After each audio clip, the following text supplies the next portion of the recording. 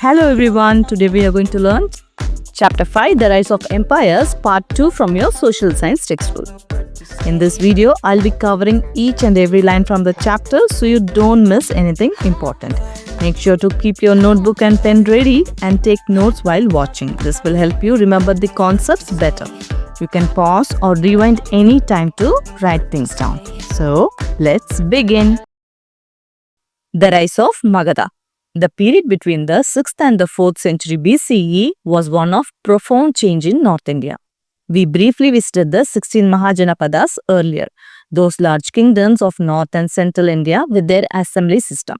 One of them, Magadha, modern-day South Bihar and some adjoining areas, rose in importance and set the stage for the fusion of many kingdoms into India's first empire.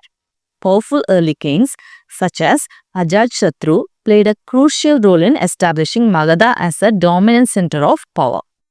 So, between the 6th and 4th century BCE, a long time ago, more than 2000 years ago, big changes were happening in North India. We already learned a little about the 16 Mahajanapadas, which were big kingdoms in North and Central India. Each of them had its own system of assemblies where people could come together to make important decisions. One of these kingdoms was called Magadha. It was located where South Bihar is today, along with some nearby places. A king named Ajatashatru was one of the strong rulers of Magadha. He helped make Magadha the most powerful kingdom at that time. Because of leaders like him, Magadha grew big and strong, and it became the center where many other kingdoms joined together. This was the beginning of India's first empire, which means one big kingdom made by joining many smaller ones. Don't miss out. Two of the most famed religious figures of the world, Siddhartha Gautama, who became known as the Buddha, and Vardhamanan, better known as Mahavir, lived in the time of King Ajatashatru. Revisit their teachings in the grade 6 textbooks, India's Cultural Roots chapter. So, two very famous religious leaders, Siddhartha Gautama, who became the Buddha, and Vardhamanan, who is known as Mahavir, lived during the time of King Ajatashatru of Magadha. You have already learned about their teachings in your grade 6 textbook in the chapter called India's Cultural Roots. You can go back to that chapter to revisit what the Buddha and Mahavir taught the world. Magadha was located in the resource-rich Ganga plains with fertile land, abundant forest for timber and elephants. Also remember how the use of iron transformed other technologies such as agriculture and warfare. Iron ore and other minerals from the nearby hilly regions proved crucial for the expansion of the kingdom. The use of iron plows to till the land increased agricultural produce, and lighter and sharper iron weapons strengthened the capabilities of the army. So, Magadha, which was one of the most powerful kingdoms in ancient India, was located in the Ganga plains, a region rich in natural resources. The land was very fertile, which means it was great for farming. The forest nearby provided timber, and there were elephants, which were very useful in battles. Also remember how iron changed many things during that time. Magadha had access to iron ore and other minerals from nearby hills. This helped the kingdom grow. Farmers started using iron plows, which made it easier to grow more food. A plow is a farming tool used to turn and loosen the soil before planting seeds. This helps air and water reach the roots of the plants more easily. In ancient times, farmers used wooden plows, but later they started using iron plows, which were stronger and more effective. Iron plows could dig deeper into the soil and helped grow more crops, making farming much better. The army also became stronger because of iron weapons, which were lighter and sharper than before. All these resources, good land, minerals, forest, and elephants helped Magadha become a powerful kingdom. Let's explore. Take a close look at the panel given above. How many types of weapons can you identify? What different uses of iron can you make out? Figure 5.6, an elaborate panel from the Sanchi Stupa depicting soldiers riding elephants, horses, or on foot, waging battle and laying siege to Kusinara, today Kushinagar, a city of North India, to recover relics of the Buddha seen carried away on an elephant in the left part of the panel. The picture figure 5.6 is from the Sanchi Stupa, which is a very old and famous Buddhist monument. The panel, that is carved stone artwork, shows a battle scene from ancient times. So what is happening in the panel? Soldiers are shown riding elephants, horses, and also walking on foot. They are fighting a battle and trying to attack the city of Kusinara, which is now called Kushinagar in North India. The reason for the battle is to recover the relics of the Buddha. These are his holy remains like ashes or bones after he passed away. On this picture, you can see the relics being carried away on an elephant on the left side. This artwork shows a battle that happened after the Buddha's death, where different groups were fighting to take the Buddha's relics because they were considered very sacred and valuable. Waging battle means starting and fighting a war or battle on purpose. Laying siege means instead of going inside and fighting, an army surrounds the fort, stops food and water from going in, and waits until the people inside give up. That's called laying siege. In short, you can say laying siege means surrounding a city or fort to force it to surrender. In the left part of the panel, a parasol chhatra is kept over the casket containing the Buddha's relics. Why do you think this was done? So you can see in the left part of the panel, a parasol is placed over the casket containing the Buddha's relics. A casket is a small decorated box. It was used to keep precious items like jewels, sacred relics, or important objects. A parasol is like an umbrella, but it is mainly used to give shade from the sun. In ancient times, a parasol called chhatra in Sanskrit was also a symbol of respect, royalty, and protection. It was often held over kings, important people, or sacred objects to show their high status and honor. So, when you see a parasol in ancient art, it usually means the person or object under it was very important or sacred. The production of surplus food grains allowed more people to focus on the arts and crafts which were in demand inside and outside the empire's borders.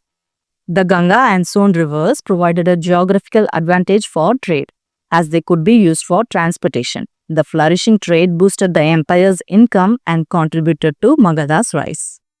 Surplus means having more than what is needed. Because farmers were able to grow more food than needed, not everyone had to work in farming. This gave people the chance to do other work like arts and crafts, which were in demand both within the empire and in other regions. Magadha also had a geographical advantage. Two important rivers, the Ganga and the Son, flowed through the area. These rivers made it easier to transport goods for trade. Boats could carry items faster than on land, helping traders reach more places. As trade grew, the empire earned more money, which helped it become stronger and richer. This was one of the reasons why Magadha became such a powerful kingdom in ancient India. Around the 5th century BCE, Mahapadmananda rose to prominence in Magadha and founded the Nanda dynasty.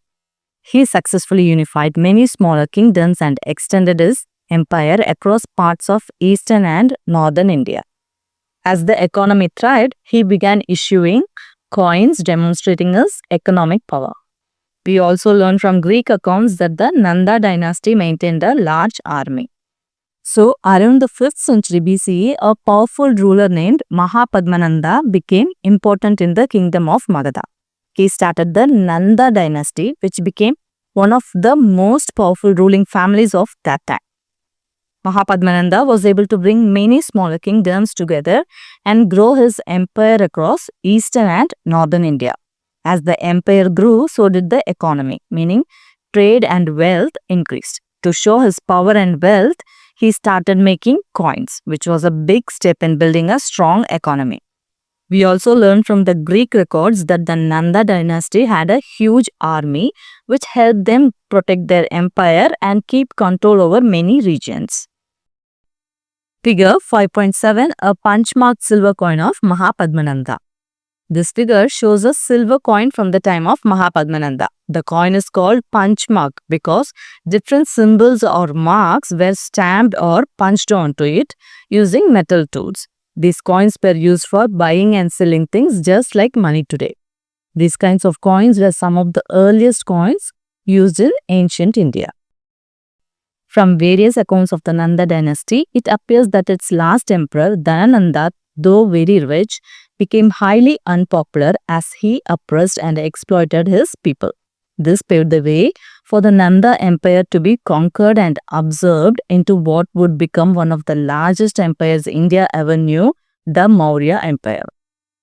So, from different historical sources, we learn that the last ruler of the Nanda dynasty, Dhanananda, was very wealthy. However, even though he was very rich, he became unpopular with the people. This was because he treated them unfairly by oppressing, being harsh and cruel, and by exploiting them, using them for his own benefit. Because of this, many people were unhappy under his rule. This weakness gave others a chance to take over the empire. The Nanda Empire was eventually defeated and taken over, and it became part of a new and much larger empire, the Maurya Empire, one of the biggest empires in India's history. Don't miss out. The famed Sanskrit grammarian Panini lived around the 5th century BCE during the time of the Nandas. He is known for composing the Ashtadhyayi, an ancient text that lists the rules of Sanskrit grammar in 3996 short sutras. Sutras are concise, carefully crafted phrases that capture knowledge and important ideas from ancient Indian texts in a way that's easy to remember and pass on. Sutras are short and meaningful sentences found in ancient Indian texts. They were written in a simple and easy to remember way so that people could learn and share important knowledge and ideas easily. Sutras often teach lessons about life, philosophy, and learning. Panini was a very famous Sanskrit scholar who lived around the 5th century BCE during the time of the Nanda dynasty. He is best known for writing a book called the Ashtadhyayi. This explains the rules of Sanskrit grammar using 3996 short sentences called sutras. These sutras helped people understand how to speak and write Sanskrit correctly. Figure 5.8, an Indian post stamp commemorating Panini. Figure 5.8 shows a postage stamp made by India Post to honor Panini, the great Sanskrit grammarian. This kind of stamp is called a commemorative stamp, which means it is made to remember and celebrate an important person or event. This stamp was created to honor and show respect for Panini's great work in Sanskrit language and grammar, especially for his famous book, the Ashtadhyayi. The arrival of the Greeks. While events unfolded in Magadha, located in the eastern part of the subcontinent, what was happening in the northwestern region? This area was home to smaller kingdoms along an ancient route connecting to the Mediterranean. Among them, according to Greek accounts, were the Pauravas led by their king Porus. So while important events were taking place in Magadha in the eastern part of the region, something else was happening in the northwestern region of the subcontinent. This area had many small kingdoms and was part of an ancient trade route that connected India to the Mediterranean Sea. According to the Greek records, one of these kingdoms was ruled by King Porus, who belonged to the Paurava dynasty. Figure 5.9. This map shows the route taken by Alexander the Great during his conquest. He started from Pella, his capital city in Macedonia, Greece, and traveled eastward, conquering many regions along the way. You can see the Mediterranean Sea here, and important places like Granicus, Gaugamela, Babylon, Alexandria, and Persepolis, all of which are major battles or cities he captured. His journey finally ended at the river Hydaspes in present-day Punjab, India. There he fought a famous battle against King Porus. So through this map, you can understand how far Alexander's empire spread from Europe to India. Figure 5.10. This timeline shows the important events in Alexander the Great's life and conquest between 334 BCE and 323 BCE. 334 to 331 BCE. Alexander, a young and powerful Greek king from Macedonia, campaigned against the Persian Empire to avenge earlier Persian invasions of Greece, during which some Indian soldiers from the Persian-ruled northwest of India fought against Greeks. Alexander conquered the Persian Empire. The influence of Greek culture spread. His empire now spread over 3 continents, one of the largest in world history. So Alexander, a young and powerful Greek king from Macedonia, began his campaign against the Persian Empire to take revenge for the earlier Persian invasions of Greece. During those invasions, some Indian soldiers from the northwestern part of India, which was then ruled by Persia, fought on the Persian side against the Greeks.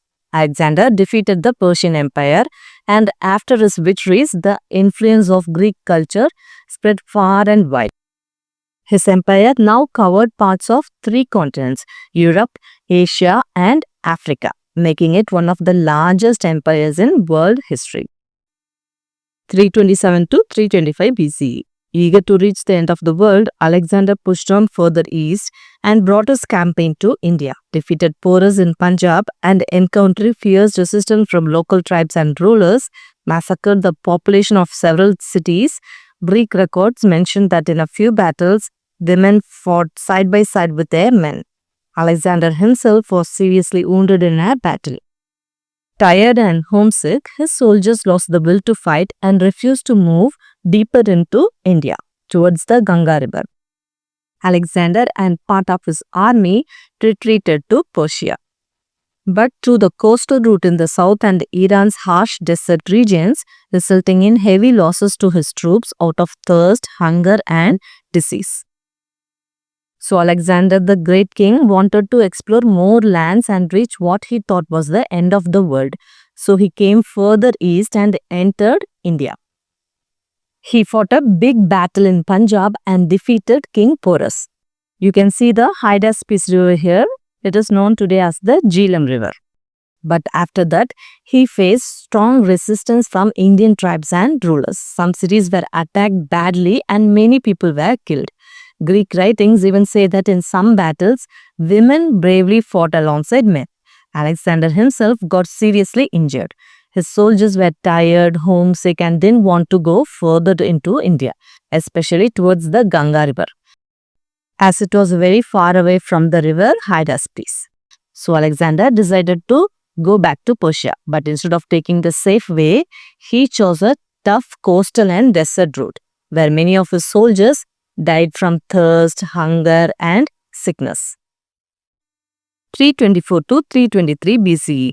Back in Persia, Alexander faced rebellions and political turmoil. After he fell ill and died in Babylon at the age of 32, this immense empire was soon divided between his generals and satraps who created their own kingdoms. So after returning to Persia, Alexander faced many problems. Some people in his empire started rebelling, that is, people fighting against his rule, and there was lot of political confusion. Alexander became very sick and died in a city called Babylon when he was just 32 years old. His empire was huge, but after his death, it didn't stay united. His top generals and satraps, that is, local rulers, divided the empire and each one took control of different parts, creating their own kingdoms. Don't miss out. The satraps were governors of provinces of Persian and Greek empires who were left behind by the overlord like Alexander to manage the far-off territories. These satraps had significant power and freedom despite being mere officials of the rulers. Can you guess how it was possible for them to exercise such power? So satraps were like governors who looked after different parts of the Persian and Greek empires. When rulers like Alexander conquered new lands, they often left these satraps behind to govern and manage the faraway regions on their behalf. Since communication and travel took a long time in ancient times, the king couldn't control everything directly. So the satraps made many decisions on their own. They collected taxes, maintained law and order, and even commanded the army in their area, which gave them greater power and influence in their regions. Think about it. Why do you think Alexander wanted to rule over the entire world? What would he have gained from it? Alexander wanted to rule the entire world because he was very ambitious and wanted to be known as the greatest ruler in history. He believed that by conquering more lands, he would gain power, fame, and wealth. He also wanted to spread Greek culture and ideas everywhere he went. By ruling over many countries, he could make different people and cultures unite under his leadership. So, by conquering the world, Alexander would have gained glory, respect, and control over vast lands and people, things that made him feel powerful and unforgettable. Let's explore. When, after the battle, Alexander asked Porus how he wished to be treated, Porus answered, like a king. Alexander then left Porus at the head of his kingdom as satrap. With the help of your teachers, find more details on the battle between Porus and Alexander. Enact a play of this battle scene using your imagination in addition to what you have discovered. So, after the battle between Alexander and King Porus, Alexander asked Porus, "How should I treat you?" Porus bravely replied, "Like a king." Alexander was impressed by his courage and dignity. Even though Porus had lost the battle, so instead of punishing him, Alexander made Porus the ruler, that is, satrap, of his own kingdom again. This showed that Alexander respected brave enemies. You are now asked to find more details about this battle, such as where and when it took place, how Porus used elephants in battle, how Alexander crossed the river, what weapons they used. You can create a short play using these facts and your imagination. You could also include scenes like Alexander planning the attack, Porus preparing his army with elephants, the battle, and the famous conversation like a king. This can be a fun group activity with students playing the roles of Alexander, Porus, soldiers, and messengers. Alexander's dialogue with the gymnosophists. Alexander heard of a group of Indian sages whom the Greeks called gymnosophists or naked philosophers, probably because they wore very little clothing, who were renowned for their wisdom.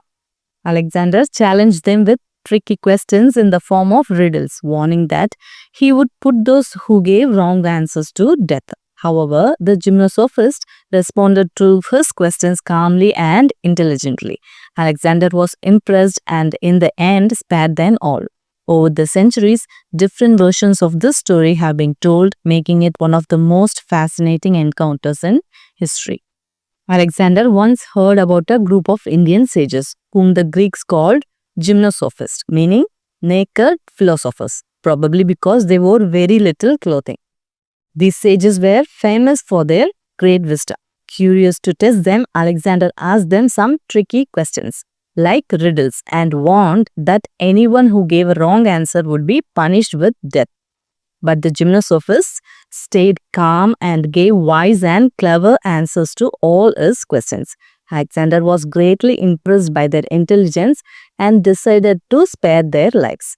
Over time, many versions of this story have been told, making it one of the most interesting and famous meetings in history. According to one account, Alexander asked, "Which is stronger, life or death?" One of the sages replied, "Life, because it endures, while death does not." Alexander then asked, "How can a man be most loved if he is most powerful and yet does not inspire fear?" Came the reply, "Perhaps as a hint to the mighty ruler." According to one story, Alexander asked one of the Indian sages, "Which is stronger, life or death?" The sage replied, "Life is stronger because it continues while death does not." Endures means continues to exist or lasts for a long time, even when things are difficult. Then Alexander asked another question, "How can a man be most loved?" The sage wisely answered, "If he is very powerful but does not make others afraid of him." This clever reply might have been a gentle reminder to Alexander himself that true greatness comes from kindness and not from fear. Figure 5.11, a Greek coin probably showing Alexander on horseback attacking Porus on his elephant. This figure shows an ancient Greek coin that likely depicts Alexander the Great on a horse fighting King Porus, who is shown riding an elephant. Coins like this were often made to celebrate important events or victories, and this one may have been created to remember Alexander's famous battle with King Porus in Punjab, India. Historians view such exchanges as a meeting of two great traditions, Greek and Indian philosophies. Historians see this event as a meeting of two great traditions, the Greek and the Indian ways of thinking. It shows how Greek philosophy, known for its questions and logic, and Indian philosophy, known for its wisdom and spiritual ideas, came together and learned from each other during Alexander's time. That's why historians call it a meeting of two great traditions. So with this, we have completed the part 2 of the chapter, The Rise of Empires. I hope you found it easy to understand. If you want to see more videos like this, don't forget to like, share and subscribe to our channel.